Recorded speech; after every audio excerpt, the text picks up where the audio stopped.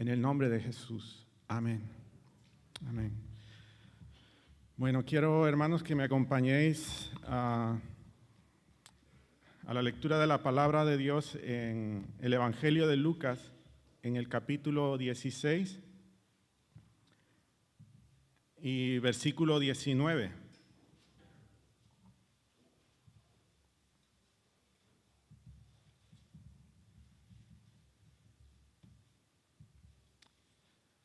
Lucas 16, 19, dice así: había un hombre rico que se vestía de púrpura y de lino fino y hacía cada día banquete con esplendidez. Había también un mendigo llamado Lázaro que estaba echado a la puerta de aquel, lleno de llagas, y ansiaba saciarse de las migajas que caían de la mesa del rico. Y aún los perros venían y le lamían las llagas. Aconteció que murió el mendigo y fue llevado por los ángeles al seno de Abraham. Y murió también el rico y fue sepultado. Y en el Hades alzó sus ojos, estando en tormentos, y vio de lejos a Abraham y a Lázaro en su seno. Entonces él, dando voces, dijo: Padre Abraham, ten misericordia de mí, y envía a Lázaro para que moje la punta de su dedo en agua y refresque mi lengua, porque estoy atormentado en esta llama. Pero Abraham le dijo: Hijo, acuérdate que recibiste tus bienes en tu vida, y Lázaro también males, pero ahora éste es consolado aquí y tú atormentado. Además de todo esto, una gran sima está puesta entre nosotros y vosotros, de manera que los que quisieren pasar de aquí a vosotros no pueden, ni de allá pasar acá. Entonces le dijo: te ruego pues, Padre, que le envíes a la casa de mi padre, porque tengo 5 hermanos, para que les testifique, a fin de que no vengan ellos también a este lugar de tormento. Y Abraham le dijo: a Moisés y a los profetas tienen, óiganlos. Él entonces dijo: no, Padre Abraham, pero si alguno fuere a ellos de entre los muertos, se arrepentirán. Mas Abraham le dijo: si no oyen a Moisés y a los profetas, tampoco se persuadirán, aunque alguno se levantare de los muertos. Amén. Bueno, el mensaje de hoy es sencillo en su estructura. Quiero dar algunos detalles de la parábola. Luego quiero entrar en la interpretación de esta parábola, el mensaje que Jesucristo quiso dar, y por último dar una aplicación de este mensaje para nuestras vidas, para los que estamos escuchando hoy aquí. Así que quiero entrar directamente en los detalles que esta parábola tiene. Jesucristo enseñaba a través de parábolas. Él es conocido como el maestro de maestros porque dentro de sus discursos él usaba muchas técnicas a fin de ilustrarnos el mensaje del reino de los cielos. Y esta es una parábola muy particular porque, bueno, por varios detalles, ¿no? Pero uno de ellos es que es la única parábola en que Jesús da un nombre a uno de sus personajes, Lázaro. Y vemos aquí cómo Jesucristo está haciendo un contraste entre dos personajes, ¿no? Uno de los recursos más utilizados por Jesucristo eran las hipérboles. Una hipérbole es un tipo de exageración de una historia. Por ejemplo, cuando Jesucristo dijo: es más fácil que un camello pase por el ojo de una aguja a que un rico entre en el reino de los cielos. Jesucristo estaba diciendo literalmente que un camello, que no sé cuánto puede medir, es más fácil que pase por el ojo de una aguja. Lo estaba diciendo literalmente. Y claro, él no quería, no estaba diciendo que eso fuera posible. Lo que quería decir era exagerar esa situación para que los que oyeran tuvieran una visión más cercana del mensaje que él quería transmitir. Pues creo que esta parábola de alguna manera es una hipérbole porque Jesucristo pone las dos situaciones más extremas que podemos encontrar. Así que quiero empezar por el nombre de este personaje, Lázaro. Su nombre es la versión latina del nombre hebreo Eleazar, que significa Dios ha ayudado. Si entendemos que esta es una parábola, es la única en la que Jesús da un nombre, como mencioné antes. Algunos piensan que esta es una historia real, aunque puede ser que no lo sea. Piensan que puede ser una historia real por el hecho de que sea del nombre, pero hay algunos detalles que me hacen pensar que no lo es y que el propósito de Jesús era pintar eso, dos situaciones extremas. ¿Por qué creo que no? Porque una de las características que da de Lázaro es que él estaba lleno de llagas a la puerta de aquel hombre rico. Y en Israel las enfermedades, especialmente de la piel, eran una cuestión bastante delicada, que un sacerdote tenía que examinar al enfermo y declarar si era una llaga que podía curarse o si por el contrario era una lepra. La lepra en aquel tiempo contenía una serie de enfermedades de la piel, no solo la lepra que conocemos hoy, sino varias enfermedades. Y cuando después de dar varios remedios, la persona no se curaba, pues el sacerdote declaraba a esta persona con lepra y por lo tanto inmunda y tenía que salir de la ciudad. Y bueno, y aquí vemos un hombre que está lleno de llagas constantemente, pero está a la puerta del rico. Con todo esto, creo que tanto si es o no es real, Jesús da su nombre por alguna razón y vemos que el nombre de aquel mendigo era Lázaro, que significa Dios ha ayudado. Muchos han malinterpretado esta parábola de Jesús porque si nosotros leemos la parábola de manera superficial, faltan algunos detalles que nosotros quisiéramos saber, ¿no? Porque simplemente dice que había un hombre rico y un hombre pobre y finalmente los dos mueren y resulta que el hombre pobre, el mendigo, va al cielo.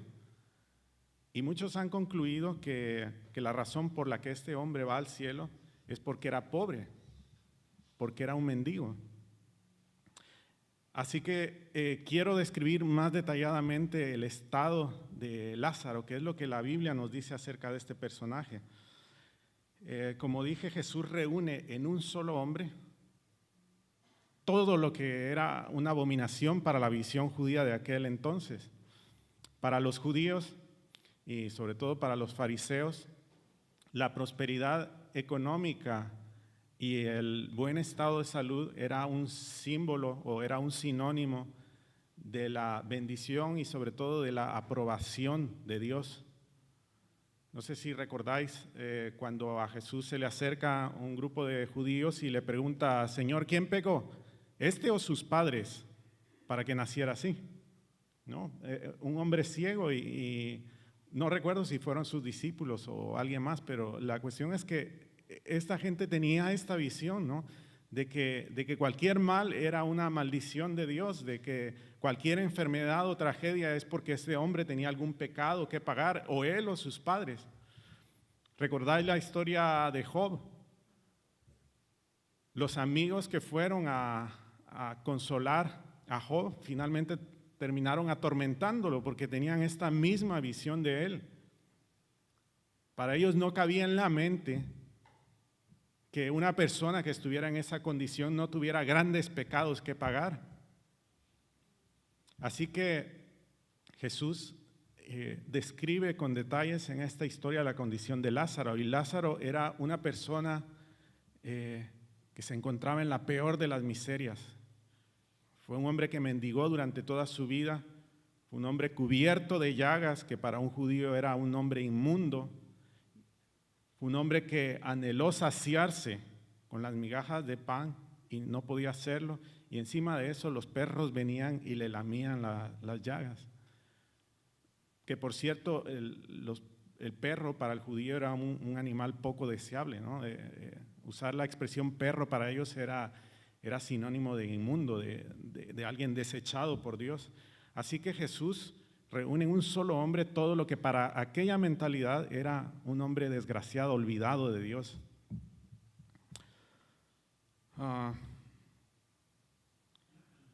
Ahora entremos en el detalle de su muerte, de la muerte de Lázaro. Por contraste, si su vida fue todo lo peor que podía ser, su muerte se pinta como algo glorioso. Nos dice que murió el mendigo y fue llevado por los ángeles. El que en una ocasión fue un mendigo y probablemente realizó los servicios más bajos de la sociedad, ahora es servido por los ángeles del Señor.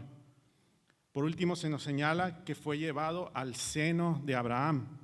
Y este es otro detalle importante, es el único lugar de la Escritura donde el cielo se describe como el seno de Abraham. Y es verdad que cuando Jesús contaba una parábola, no todos los detalles se podían tomar de manera literal, ni se puede sacar una enseñanza de todo ello, pero creo que por todos los detalles que hay aquí, Jesús quería transmitir algo con eso. Así que al cielo se le llama el seno de Abraham. Aunque el término fuera popular en aquella época, es decir, los judíos lo usaban como una referencia al cielo, en la Escritura es la única vez que se utiliza aquí, y voy a hablar de ello más adelante, pero quiero que lo tengáis en mente. En resumen, la muerte de este mendigo fue todo lo contrario a lo que su vida fue en la tierra. Ahora es servido por los ángeles, es llevado a un lugar de privilegio, estando en el seno de Abraham. Ahora quiero resaltar algunos detalles del hombre rico. Si Lázaro se pinta en el extremo de la miseria y del desamparo de Dios, el hombre rico, por el contrario, es todo lo opuesto. Un hombre que habitualmente se vestía de púrpura y lino fino y que hacía banquetes espléndidos todos los días. Aunque no se dan muchos más detalles con estos y por los diálogos que se sigan a continuación, se deduce que era un hombre egoísta, ensimismado y sin afecto por los demás. Estos detalles son importantes, ¿no? Que él se vestía de púrpura y lino fino. La púrpura era un tinte muy difícil de conseguir y caro, y el lino fino, con el lino fino se fabricaban las ropas interiores. Y este hombre se vestía de esta manera todos los días. Y lo que es increíble, ¿no? Hacía banquetes todos los días. Algunas veces me gusta a mí hacer una barbacoa. Y digo algunas veces porque cuando la estoy haciendo, en ese momento yo quisiera hacerlo todos los días, como este hombre, porque es una de mis comidas favoritas, pero luego ese día por la noche y al día siguiente y los días que vienen ya no la quiero más porque es una bomba de comida, ¿no? Es algo que podemos disfrutar, pero es verdad que tener un banquete todos los días, yo creo que a cualquiera lo termina hastiando, ¿no? Así que esta es otra de esas exageraciones, por decirlo así. Lo que Jesús quiere hacernos ver es que hay un hombre que está derrochando, que vive en la prosperidad económica y material y que vive todos los días derrochando lo que ha recibido. Pero por cierto, también este es un hombre que a pesar de tener todo esto es un hombre egoísta, que se sienta a su mesa a disfrutar todos los días teniendo a Lázaro en su puerta.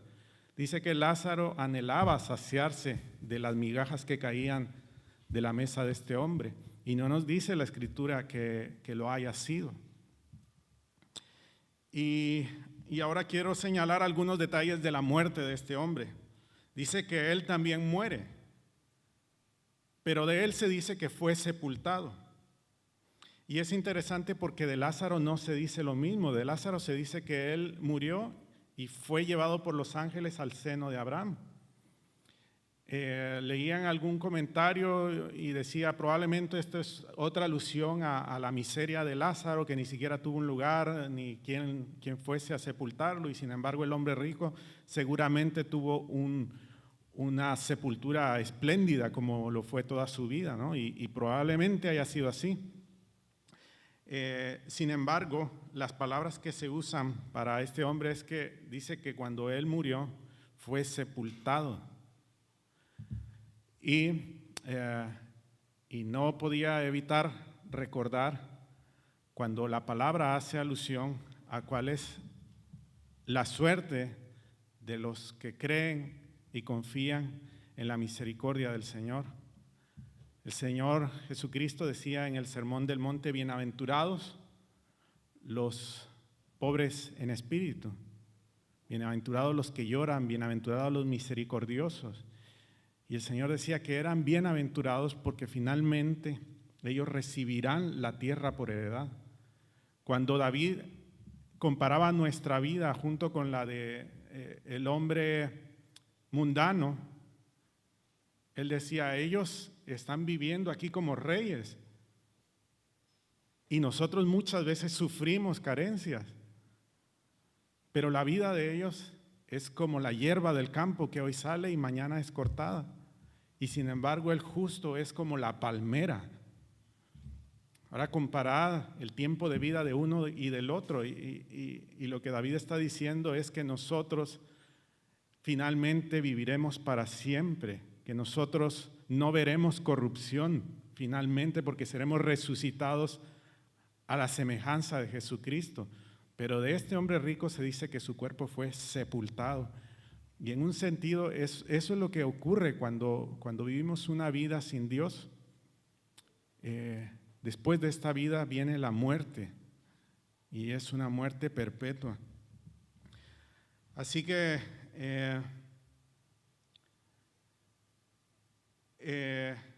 dice que es cuando este hombre muere y su cuerpo es sepultado, en el Hades alzó sus ojos estando en tormentos. Su muerte fue como un despertar. No sé cuántos de vosotros habéis tenido la siguiente experiencia. Yo creo que todos. A mí me ha pasado muchas veces. Estoy durmiendo y de pronto empiezo a tener una pesadilla terrible. Una pesadilla donde me están persiguiendo, donde mi vida está en peligro. Y empiezo a respirar hondo y mi corazón se acelera y Lucía me mueve porque estoy gimiendo de angustia, y de pronto despierto. ¡Uf! ¡Qué alivio! ¡Qué descanso! Porque aquello era tan real, que por cierto yo suelo tener sueños muy reales, que cuando despierto disfruto de aquel momento y de hecho empiezo a recordar la pesadilla porque me da placer saber que no estoy ahí. Pero también me ha pasado lo contrario, ¿no?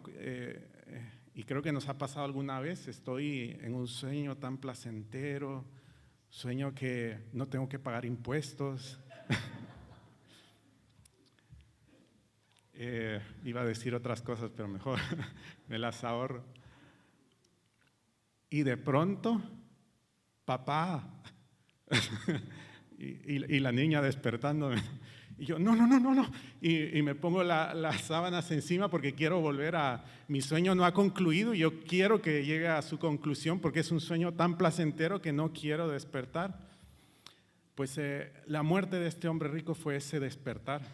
Si nosotros vemos esto, es un gran tormento porque en ese momento todos los años de excesos, de lujos, de placer, de autosatisfacción que este hombre recibió han sido solo un sueño fugaz comparado con la eternidad en un lugar de tormento.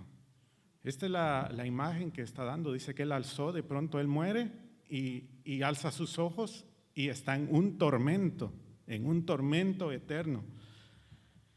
Y por último quiero entrar a algunos detalles del diálogo, por último de esta sección, no del mensaje. Algunos detalles del diálogo que se sostiene en esta parábola.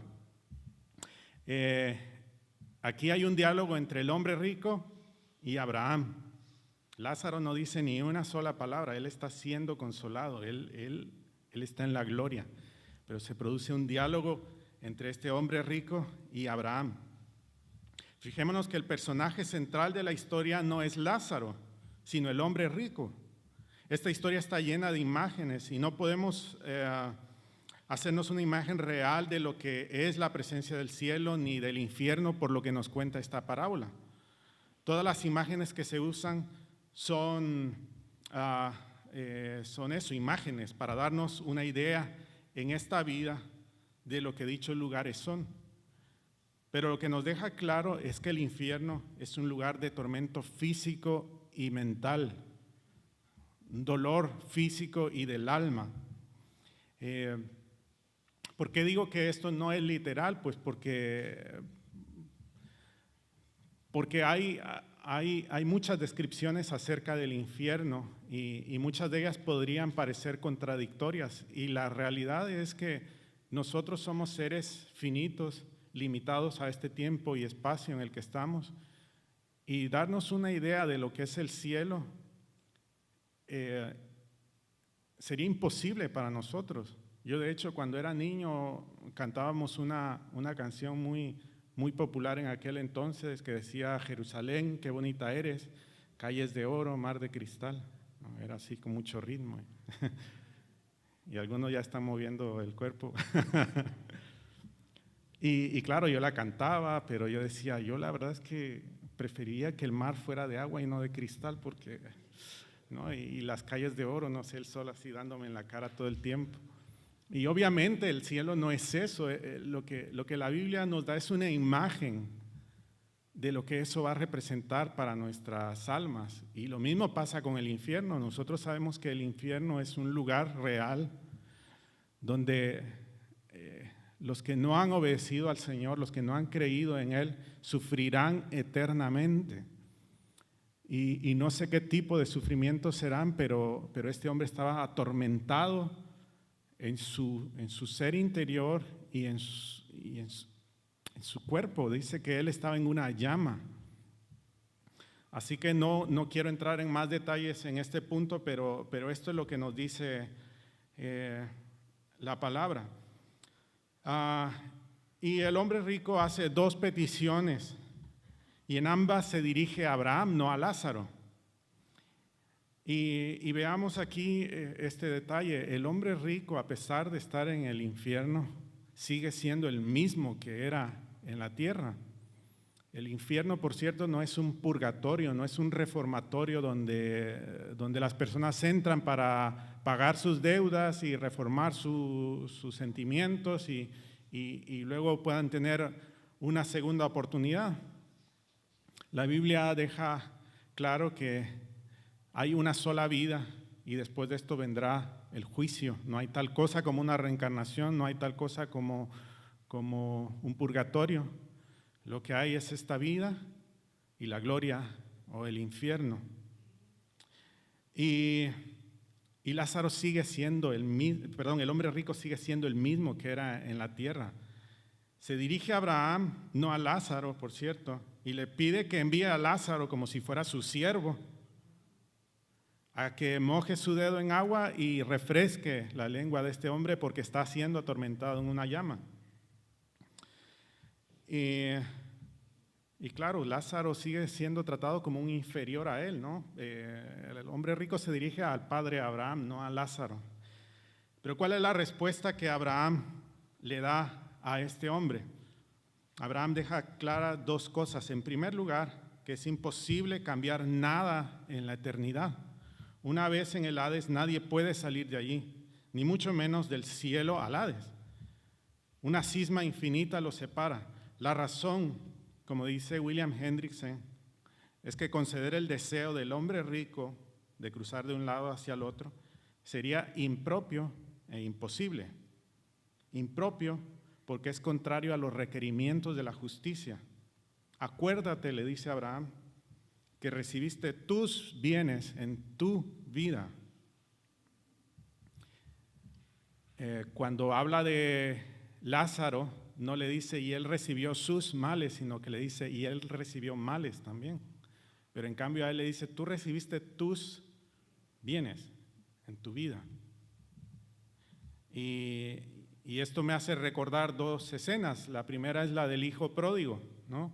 El hijo pródigo comete una injuria contra su padre al pedir su herencia antes de que su padre muera. Y lo que ese hijo estaba haciendo era un menosprecio a su padre. Y él le dice, Padre, tú tendrás lo mejor para mí, pero yo quiero mis bienes ahora. Recuerdo también el Salmo 17, que es uno de mis salmos preferidos, donde David da una descripción exacta, precisa, muy puntual de lo que es ser un hombre mundano, un sin Dios, un hombre que no confía ni espera en el don de Dios. Y David dice que es el hombre cuya porción la tiene en esta vida. El hombre cuya porción la tiene en esta vida. Y eso es precisamente lo que Abraham le dice a este hombre. Recuerda que tu porción, tu herencia, la elegiste en esta vida. Y en segundo lugar, la parábola, el otro aspecto que Abraham deja claro en su respuesta, y esto es en la segunda petición del hombre rico. El hombre rico, después de que ve que no se le puede conceder la primera petición, él le dice, Padre Abraham, pues si no puede ser, tengo también 5 hermanos. Envía a Lázaro a la casa de mi padre para que les advierta y ellos no vengan a este lugar de tormento. Y la respuesta de Abraham es que eso es imposible, que ellos tienen a Moisés y a los profetas, es decir, las escrituras, para que les adviertan. Y él les dice, no, Padre, pero si alguien se levanta de entre los muertos, ellos se persuadirán. Y él le dice, si ellos no escuchan a Moisés y a los profetas, tampoco se persuadirán, aunque alguno se levante de los muertos. Así que, en segundo lugar, lo que Abraham deja claro, lo que la palabra nos enseña, es que la palabra es suficiente para alumbrar el camino de la salvación.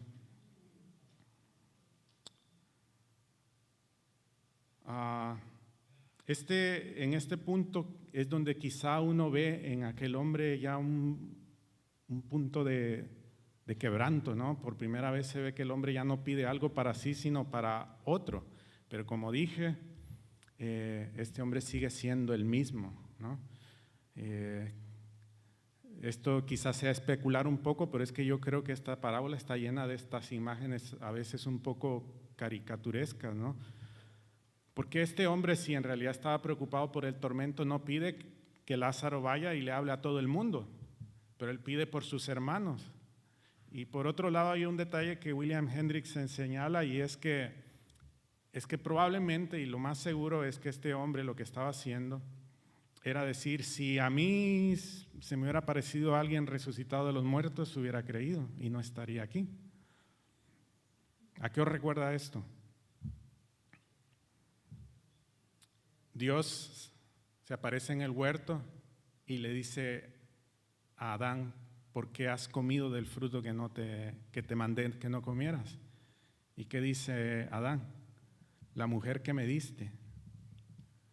¿Y qué le dice a Eva cuando le pide cuentas? La serpiente. No le dice la que tú creaste, pero se deja ver, ¿no? Cuando Saúl pecó reiteradamente, sus justificaciones fueron miles, y finalmente el pecador intenta descargar su culpa sobre Dios. ¿Reconoces esta actitud en ti mismo? Y muchas veces se ha levantado esa rebeldía en mi corazón, ¿no?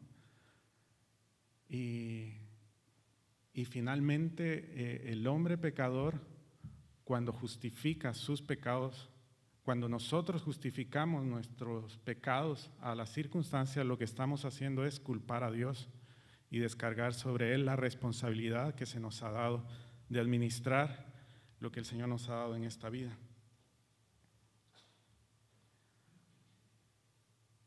Quiero repetir esto: cuando el hombre justifica su pecado por las circunstancias, atribuye a Dios maldad. Y eso es lo que está haciendo este hombre aquí. Pero finalmente le dice a Abraham, si no se persuaden por Moisés y los profetas, es decir, por la palabra de Dios, tampoco se persuadirán, aunque alguien se levante de los muertos. Y hay otros detalles interesantes en esta parábola que no los voy a abordar todos, pero uno último es que el hombre rico, estando en el infierno, se dirige a Abraham como padre, ¿no? Y es curioso porque él, estando en el infierno, en esa llama, se sigue dirigiendo a él como padre. Jesús le advirtió en muchas ocasiones a su pueblo, a los israelitas, que no confiaran en su sangre, que no confiaran en su linaje. Jesús les dijo: no digáis hijos de Abraham somos, porque Dios puede levantarle hijos a Abraham aún de estas piedras. Y con esto quiero entrar a algunos detalles más en la interpretación de la parábola. ¿Qué es lo que el Señor nos quiere decir en este mensaje? Y creo que con los detalles que hemos visto podemos ya ir sacando varias conclusiones. Leemos esta enseñanza dentro de un contexto de otras enseñanzas, ¿no? Lucas reúne quizás en un orden distinto e intercalando algunos otros episodios de la vida de Jesús, una serie de enseñanzas que en otros libros, por ejemplo en Mateo, están reunidas. Y lo que Jesús hacía era enseñar por medio de estas parábolas lo que era el reino de los cielos. Recordemos que Marcos nos dice que Jesucristo lo que hizo, su ministerio fue anunciar que el reino de los cielos se había acercado a nosotros, el arrepentimiento de pecados, y que el reino de los cielos se había acercado a nosotros. Así que sus parábolas son descripciones de ese reino que Cristo está ofreciéndonos, y al mismo tiempo el Señor da advertencias para aquellos que rechacen ese reino o para aquellos que pretendan encaminarse en el camino del reino sin estar plenamente convencidos de lo que están haciendo.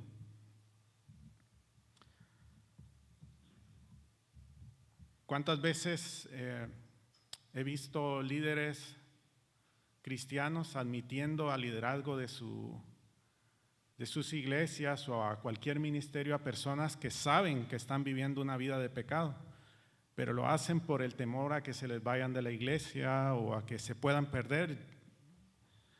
Muchos de ellos tienen un corazón muy pastoral, que no quieren que nadie se pierda, pero están cometiendo un error porque están haciendo justo lo contrario a lo que Jesucristo hizo. Escuchamos o leemos en la Escritura frases como: el Hijo del Hombre no tiene dónde recostar su cabeza, tú tampoco la tendrás. O deja que los muertos entierren a sus muertos y tú sígueme. O vende todo lo que tienes, dáselo a los pobres y luego ven y sígueme. Y a otros diciéndole, vosotros me seguís por la comida que os habéis hartado ayer y no porque améis mi palabra. Y luego se da la vuelta a sus discípulos y les dice: ¿vosotros también queréis iros? Jesús parece desanimar a mucha gente que le quiere seguir. Ahora Jesús no es ninguna persona dura, Jesús no es un legalista que se pone como muchos quizás lo hacen, queriendo admitir en su club solo a aquellas personas selectas que cumplen ciertos estándares. Jesús no es así. De hecho, los discípulos de Jesús no eran precisamente los discípulos que los mejores rabinos querían tener. Jesús escoge a todo tipo de personas y a muchos de ellos rechazados por la sociedad, pero Jesús quiere que no nos engañemos a nosotros mismos, porque eso es peor que estar viviendo en la maldad de manera consciente. Y esto no es una justificación para el pecado, esto no es una justificación para que digas: bueno, pues sigo pecando y ya cuando esté convencido vengo. No es eso. Lo que pasa es que es terrible estar viviendo toda tu vida engañado, pensando que tienes aquello que nunca has tenido. Y eso es lo que Jesús no quería de estas personas.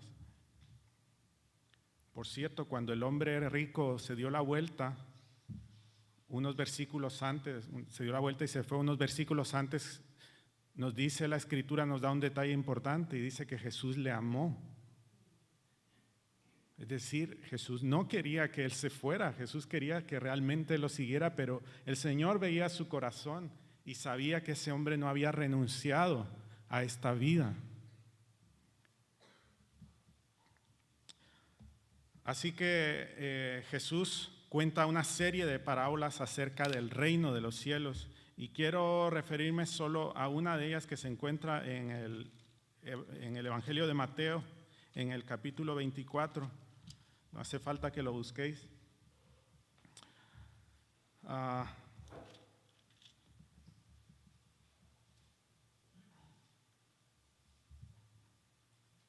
Pero bueno, dice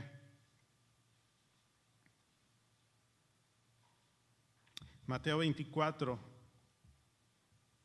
y versículo 44. Por tanto, también vosotros estad preparados, porque el Hijo del Hombre vendrá a la hora que no pensáis.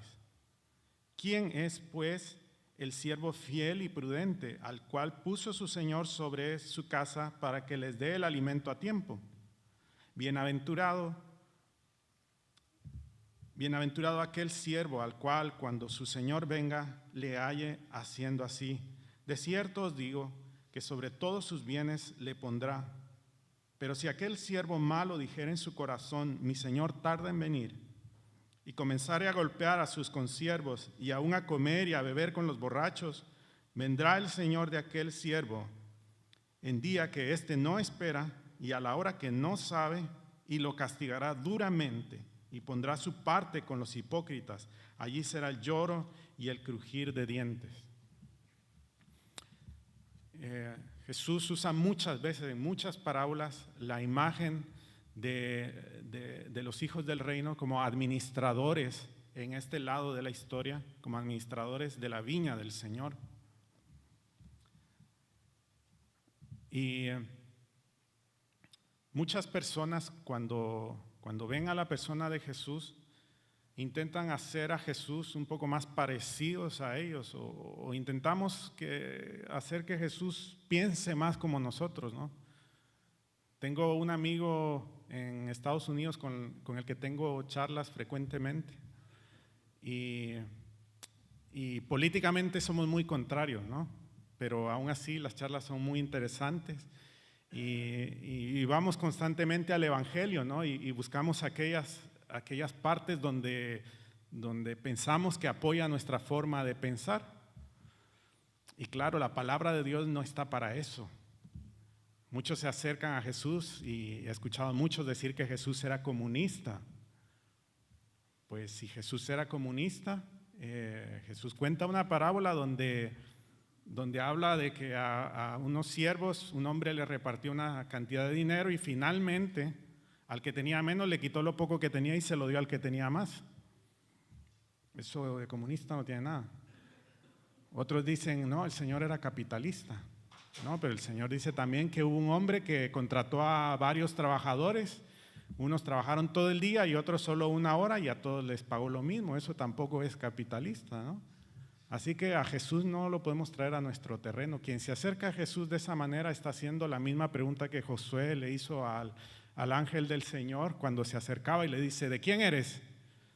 ¿De los nuestros o de nuestros enemigos? Y el ángel le contesta con un rotundo no.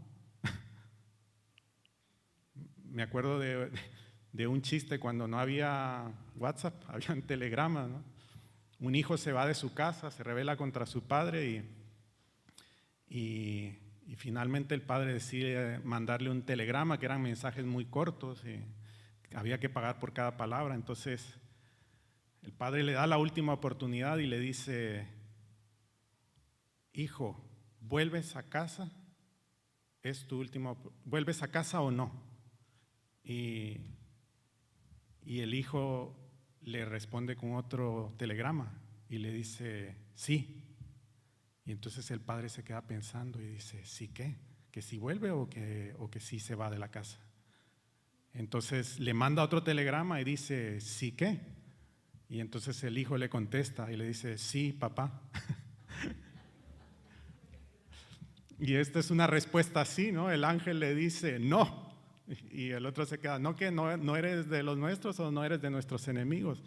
Pero es que las respuestas del Señor son así. No pretendamos traer al Señor a nuestro terreno y dejemos que Dios sea Dios y que Él haga sus planes como Él quiera, aunque choquen con nuestra forma de pensar. Y cuando la razón nos falle, tenemos que hacer como David decía, cuando esté en un valle de sombra y de muerte, no temeré mal alguno porque tú estarás conmigo, tu vara y tu cayado me infundirán aliento. Esta escena es muy gráfica para mí porque yo me imagino a una persona pasando por un valle oscuro donde no sabe, donde no ve dónde pone su pie, donde hay peligro de muerte y está aterrado, y de pronto lo único que tiene a la vista es la vara del pastor y el cayado que va ahí para cogerlo si cae. ¿Y por qué digo esto? Porque quiero llegar a un punto importante de esta parábola, y es la situación que se nos pinta. Es la de un hombre desdichado, un hombre que ha vivido toda su vida en sufrimiento, pero que sabemos por su nombre que fue fiel a Dios. Fue un hombre que a pesar de todo su sufrimiento, él seguía diciendo, Dios me ha ayudado, Dios me ha sostenido. Y por eso creo que el detalle del nombre es importante y no está puesto por casualidad, no está puesto por darle un nombre. Como dije, muchas personas han malinterpretado esta parábola pensando que el hombre rico fue al infierno por ser rico y que el hombre, el pobre, el mendigo fue al cielo por su pobreza. Y la Biblia nunca atribuye a la pobreza cierto poder salvador. No es una virtud ser pobre. Es ciertamente una desgracia, es una situación en la que ninguno de nosotros querría estar. Vemos muchas veces que hay personas que por su propia desidia viven en un estado lamentable, pero no es de eso de lo que se trata aquí. A muchas personas les ha tocado vivir una vida de dolores sin haberlo buscado. Hay niños que han nacido con enfermedades y hay personas que han nacido en países en persecución, en miseria, donde sus madres ni siquiera pueden dar de amamantar a esos niños por el grado de desnutrición que tienen esas propias madres.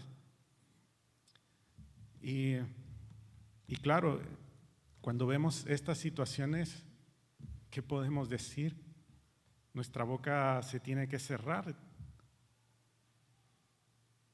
No podemos ser como los amigos de Job e intentar explicar aquello porque se nos va de la razón, y en ese momento es donde nosotros tenemos que ver a la vara del Señor, a la vara del pastor. En aquel tiempo, como dije, para los judíos la salud, la prosperidad económica era un sinónimo de la bendición del Señor. Luego, en otro tiempo de la historia, la pobreza, la austeridad, el sufrimiento eran sinónimos de virtud. De hecho, hubieron monjes que ponían ceniza en sus platos para quitar cualquier sabor, que se le lastimaban las espaldas y el cuerpo para sufrir, porque pensaban que eso les podía dar algún grado de santidad.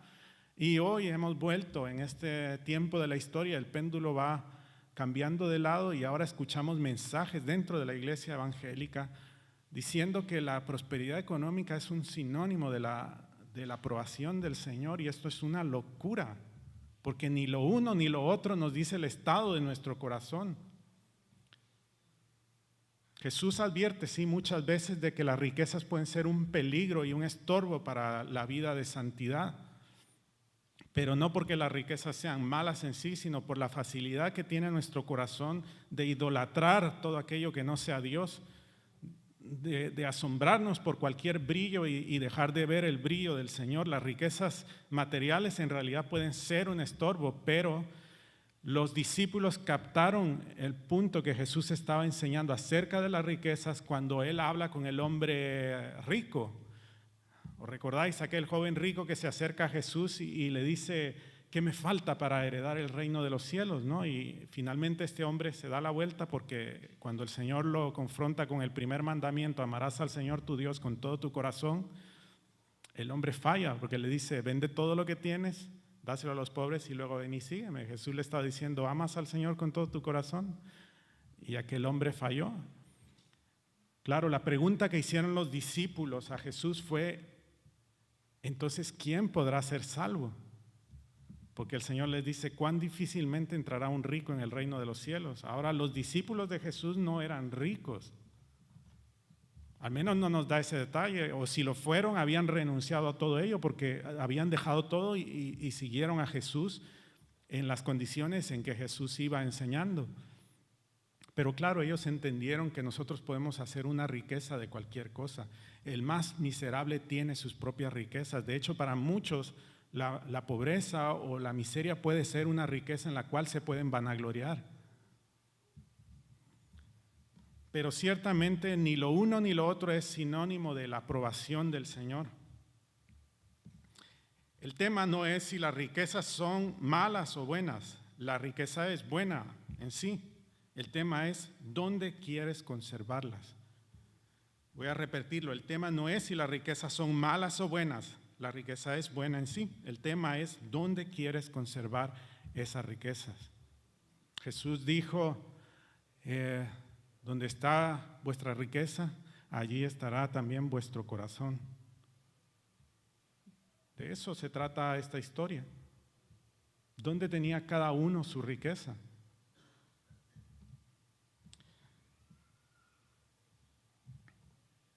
Si en realidad hay convicción en tu corazón de que tu ciudad está en Dios, correrás de tal manera que ningún tesoro aquí tendrá peso en tu corazón. No quiere decir que debamos rechazar todas las riquezas y vivir como ermitaños o ascetas. Lo que quiere decir es que quien ha visto la perla de gran precio, el tesoro escondido en el campo, lo más valioso de este mundo tan solo le parece una moneda de cambio. Lo daría todo por adquirir lo otro. Eso es la fe, es ver al Señor quien nos da esa promesa. No lo hemos visto, pero confiamos en Él. Pero quien vive en este mundo como si esta fuera la única vida que puede ser vivida, quien se aferra a estos bienes con todo su corazón, es porque en realidad no ha tenido una visión del crucificado, por mucho que diga que es creyente. Así que esta historia se trata de el siervo fiel y prudente que recoge Mateo en el capítulo 24. ¿Quién es el siervo fiel y prudente? A uno le fue dado riquezas toda su vida y pudo haberlas utilizado de otra manera. Su condenación, claro, viene por la forma de utilizar esos dones que le fueron dados, pero la razón por la que él manejó esos dones de esa manera, y es finalmente el motivo de su condenación, es porque sus riquezas estaban en esta vida, porque él escogió que esta era la única vida que podía ser vivida y no confió en la promesa del Señor. Claro, de Lázaro no se nos dan más detalles, pero por todas las enseñanzas que Jesús ha dado anteriormente podemos saber que Él fue un siervo fiel y prudente, a quien se le dio amplia entrada en el reino de los cielos. ¿Qué quiere decir que Él estaba en el seno de Abraham? Esta imagen es importante, ¿no? Porque como mencioné, es el único lugar donde al cielo se le llama el seno de Abraham. Y de hecho aparece Abraham ahí. No creo que cuando nosotros lleguemos al cielo sea Abraham el que nos esté esperando, ni Pedro tampoco. Él no tiene las llaves físicas del cielo para dejar entrar a alguien o no. Creo que será algo distinto. Pero Jesús usa esta imagen, ¿no?, de Abraham ahí. Y Pablo nos recuerda en el libro de Romanos, en el capítulo 4, de que Abraham creyó al Señor y que su fe le fue contada por justicia. Y él hace ahí un contraste, hace un énfasis más bien en que esa fe se desarrolló antes de que la ley fuera dada. y que su fe le fue contada por justicia para que Él sea el Padre de todos los creyentes, de los de la circuncisión y de los de la incircuncisión, es decir, tanto de judíos como de no judíos. Así que Dios está usando aquí, Jesús está utilizando aquí la imagen del que en aquel tiempo sabían que era el Padre de la nación de Israel, el Padre de la fe, el primero de los creyentes, el hombre que a pesar de todas sus luchas, fallas, pecados, se destacó porque creyó a Dios contra toda razón, contra toda esperanza. Y dice que Lázaro estaba recostado en el seno de Abraham. ¿Por qué utiliza Jesús esta imagen? Algunos creen que Lázaro estaba siendo consolado por todos los males que había recibido, como cuando uno es niño y se cae y de pronto uno corre a los brazos de la madre, ¿no? Y la madre nos toma y nos arrulla y nos dice palabras lindas y nos dice lo bonito que somos, que solo ella lo ve, pero no lo dice, ¿no? Y no es esta la imagen que esto está transmitiendo. ¿Recordáis la escena de la última cena del Señor? Se nos da una imagen parecida. Dice que Juan, el discípulo amado, estaba recostado en el seno de Jesucristo, en su costado. Y claro, quizá muchos cuando digo la última cena se les viene la imagen de la última cena de Leonardo, Leonardo, ¿no? Que vemos una mesa como la nuestra, muy grande, con un salón muy decorado y todos sentados uno al lado del otro, y Juan recostado muy cariñosamente en el costado de Jesús. Pero no es esta la escena que se nos está diciendo. Lo que pasa es que en aquel tiempo la forma de comer era distinta a la que conocemos nosotros. Las mesas no estaban elevadas a 1 metro del suelo, ni habían sillas donde sentarse, sino que era una mesa más o menos al nivel del suelo, donde los comensales tenían que recostarse sobre su lado izquierdo para dejar libre la mano derecha para poder comer. De tal manera que cuando se ponían a la mesa, uno quedaba por obligación en el seno del otro. Aún así, este detalle se describe en la Escritura porque Juan tenía un lugar de privilegio en esa cena, ¿no? Y lo que vemos aquí, creo que es esta escena, es Lázaro invitado a una cena, a una comida. Cuando Jesús habla de quién es el siervo fiel y prudente, luego en otra parte de la Escritura da un detalle, ¿no? Y dice que cuál es el siervo que va y se sirve él primero de comer. Dice, ¿acaso no va primero a atender las necesidades de su Señor? Primero le sirve a él, a la familia, y cuando ya todo ha acabado, entonces él se sienta a comer. Pero él da una promesa y dice que cuando nosotros entremos en el reino, entonces nosotros vamos a ser servidos, nosotros vamos a tener ese lugar de privilegio. Todos los que hayamos corrido esta carrera de la fe tendremos el privilegio de sentarnos a disfrutar de esa cena en un lugar de privilegio con el Señor.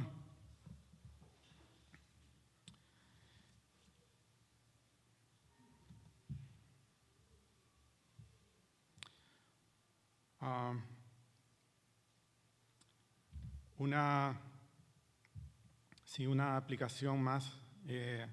Esta semana hablaba con un amigo y al terminar de hablar con él le preguntaba de qué manera puedo orar por ti. Y dentro de otras cosas él me decía que yo encuentre mi propósito en esta vida. Y claro, no le pude contestar en ese momento, tampoco quería hacerlo porque no tenía claro lo que quería decirle, ¿no? Pero me hizo pensar mucho esa petición, porque este es un amigo que está en el Señor y le está sirviendo, y yo sé que tiene un corazón para el Señor, así que yo entiendo que su petición es un anhelo de servir más y mejor al Señor. Y muchas veces cuando nosotros hacemos o tenemos este anhelo, muchas veces estamos diciendo cuál es mi don en la iglesia, cuáles son los dones que Dios me ha dado. Y claro, muchos de nosotros quisiéramos tener los dones más espectaculares, pero muchas veces no los vemos y nos hacemos esta pregunta. Y el mundo constantemente vive afanado por esto: ¿cuál es mi propósito en la vida? De hecho, la corriente de este tiempo es el individualismo, es el perseguir tus sueños, es el que nadie te tumbe tus sueños. Tú lucha por aquello que quieres, aunque no tengas la habilidad ni nunca la vayas a tener, ¿no? Pero ese es el consejo que se nos da. Busca tu propia felicidad. Pero cuando nosotros como creyentes nos planteamos esta pregunta: ¿cuál es mi llamado en la vida? Claro que pueden haber muchas respuestas, ¿no? Claro que es legítima esa pregunta y está bien conocer cuál es el don que Dios me ha dado, cuál es mi función dentro de la iglesia. Por ejemplo, sé que aquí hay y habrá muchos músicos a los cuales Dios les ha dado el don, el talento para dirigir la alabanza, para tocar aquí, otros para predicar, para enseñar, otros para consolar, otros para orar. En fin, sé que Dios ha repartido esos dones dentro de la iglesia, pero hay un llamado último que tenemos todos los creyentes, y quiero hacer un especial énfasis a esto, y son aquellas personas que han nacido en medio del sufrimiento y que van a seguir sufriendo hasta el final de sus días. Pensaba en Luis Miguel, Jack, ahora está bastante delicado, y otras personas de nuestra congregación. Pensaba en mi propia madre. Hace 11 años empezó con un leve temblor en la mano, y cuando lo vi, inmediatamente se me vinieron a la mente todo aquello que sé sobre aquella enfermedad, y estimé que para estas fechas ella iba a estar en el estado en el que está ahora, que apenas se puede mover. Tiene algunas horas durante el día en que su cuerpo rompe aquella rigidez y puede moverse limitadamente, y luego vuelve a su mismo estado, como la Cenicienta, ¿no? Y es una enfermedad que no tiene curación, y hay personas dentro del pueblo de Dios que han nacido o que están padeciendo estas circunstancias y saben que no hay un remedio para ella. Y claro, estas personas pueden preguntarse: ¿cuál ha sido mi propósito? ¿Cuál es el propósito de esta enfermedad? Así que quiero en este momento que veamos a Jesús y nos preguntemos cuál fue el llamado de Jesús, cuál fue su vocación. Y la palabra nos dice claramente que la vocación de Jesucristo fue el sufrimiento. Jesús vino a esta tierra para morir, para sufrir en una cruz, para cargar en la cruz el pecado de todos nosotros.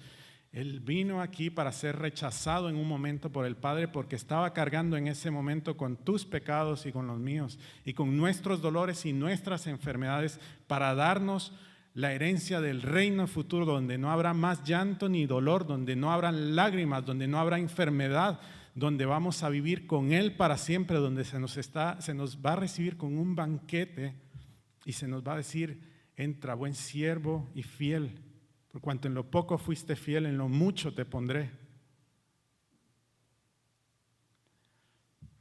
Pero no quiero ser insensible con aquellas personas, porque sé que a pesar de eso el sufrimiento es real, y hay personas que van a llevar ese sufrimiento durante mucho tiempo. Pero lo que te quiero decir es que el Señor fue el siervo sufriente. Cristo nació para esto, y muchos de nosotros, algunos de nosotros hemos sido llamados en un sentido a sufrir. Y de hecho todos los creyentes de alguna manera tenemos ese mismo llamado. Pablo le dice a Timoteo que el que quiera vivir piadosamente en esta vida sufrirá inevitablemente. Si tú eres creyente, vas a sufrir porque te tienes que negar a este mundo y a ti mismo. Y eso no es fácil. Muchas veces tenemos que privarnos de cosas que no son pecado en sí mismas, pero tenemos un llamado distinto. Si tú te preguntas cuál es tu vocación en esta vida, lo primero que tienes que saber es que esta vida no es tuya, de que estás en la viña del Señor manejando los recursos del Señor. No son tuyos en ninguna manera.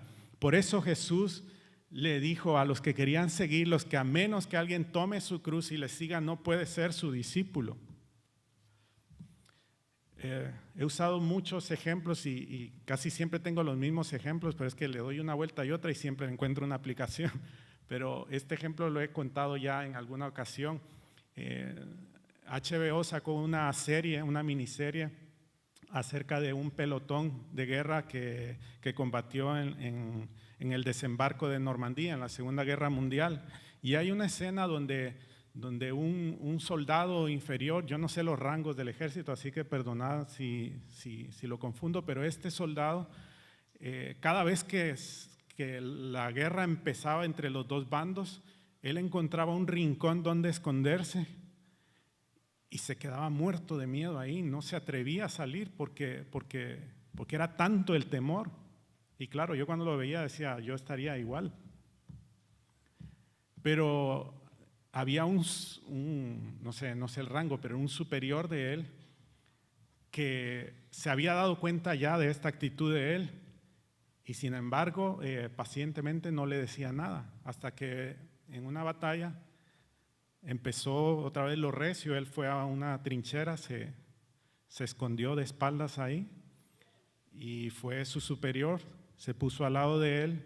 La conversación no la recuerdo muy bien, pero le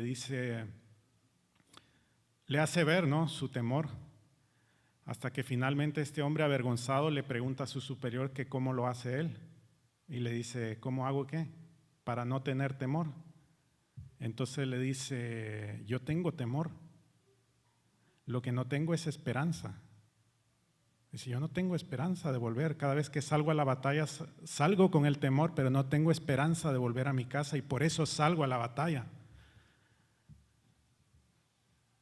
Y este hombre entendió que era eso lo que lo tenía ahí acobardado en la trinchera, y es que tenía esperanza de volver ahí a su casa. Si tú tienes alguna esperanza de quedarte con algo de esta vida, no vas a poder luchar la batalla de la fe. Hasta que no tomes tu cruz y sigas a Jesús, no puedes ser su discípulo. La cruz no es en sí la enfermedad, la cruz no es en sí las debilidades con las que luchamos, la cruz es tener alguna esperanza de poder compatibilizar el amor a Dios y a las riquezas de este mundo. Y por último, para finalizar, llegamos al último punto de la parábola, y es que Jesús enseña que las Escrituras son suficientes para la salvación. Un día mi hija Dorcas me preguntó, papá, ¿la Biblia todavía se está escribiendo? Y yo le digo, no, hija, la Biblia ya se terminó de escribir. Y claro, ella decepcionada un poco me dice, ¿pero por qué? Y entonces le digo, hija, porque todo el consejo de Dios para que vivamos una vida piadosa lo tenemos en las Escrituras. Y lo más importante es que Jesús, no se lo dije con estas palabras, pero ahora lo explico.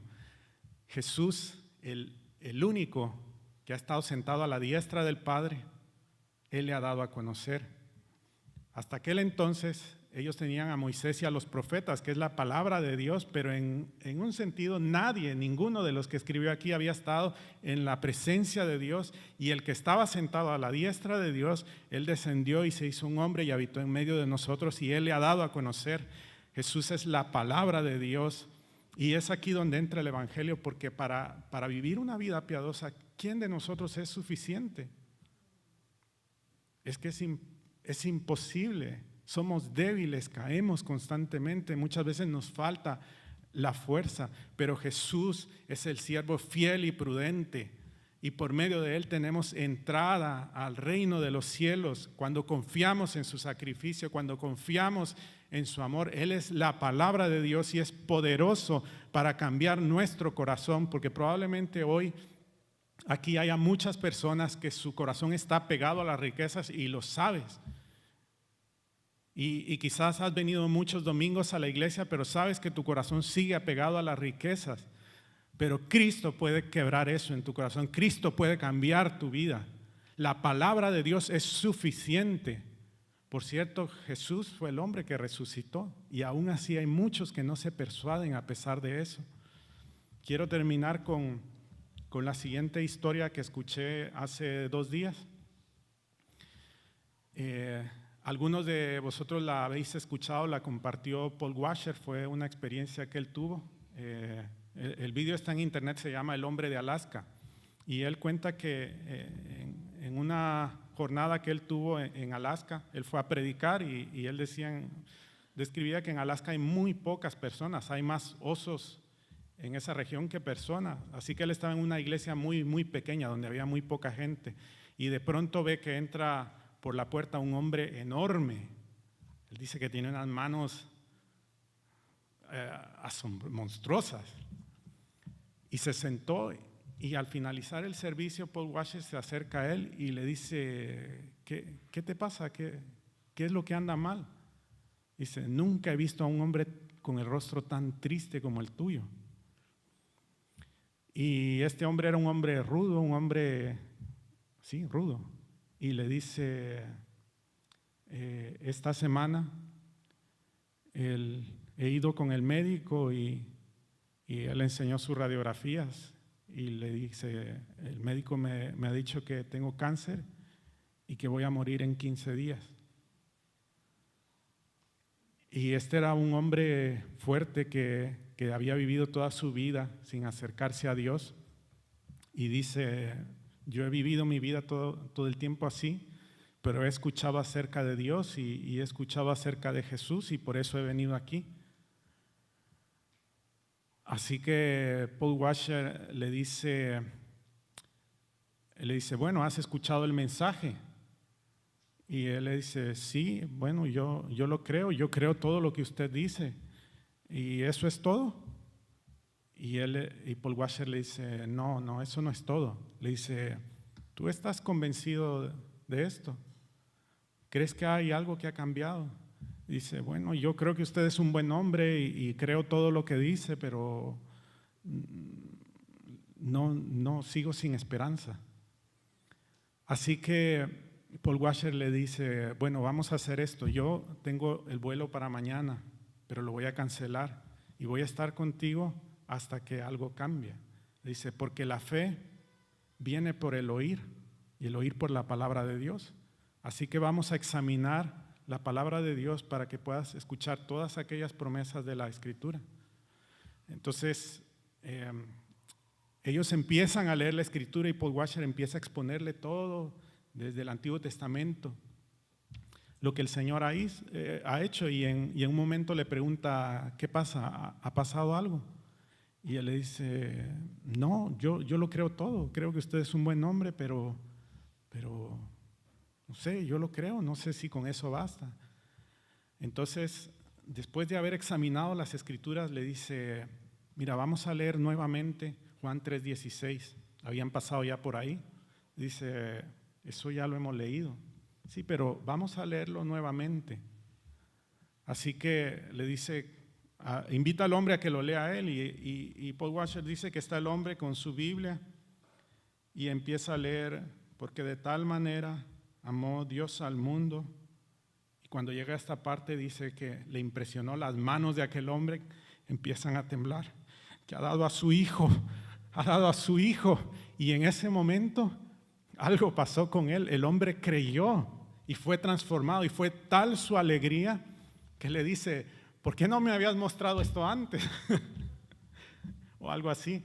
Y el hombre invita a él a que vaya con su familia a compartir, pero en ese momento las Escrituras irrumpieron en su corazón y las Escrituras son suficientes. Aquí está el medio que Dios usó para alcanzarnos a nosotros por medio de la fe en Jesucristo.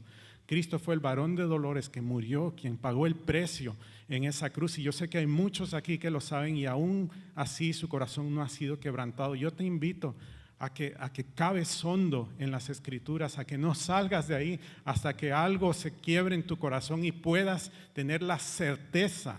No se trata de emociones, sino de la certeza de que has sido salvo, de que has sido alcanzado por la palabra de Dios.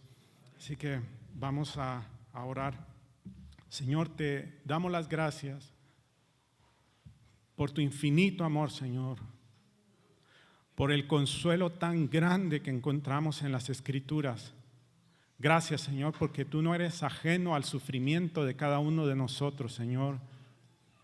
Y Señor, sabemos que hay personas aquí que están sufriendo, Señor, de manera crónica y su dolor no puede ser aliviado, Señor, pero tu palabra, Señor, es un bálsamo perfecto, Señor.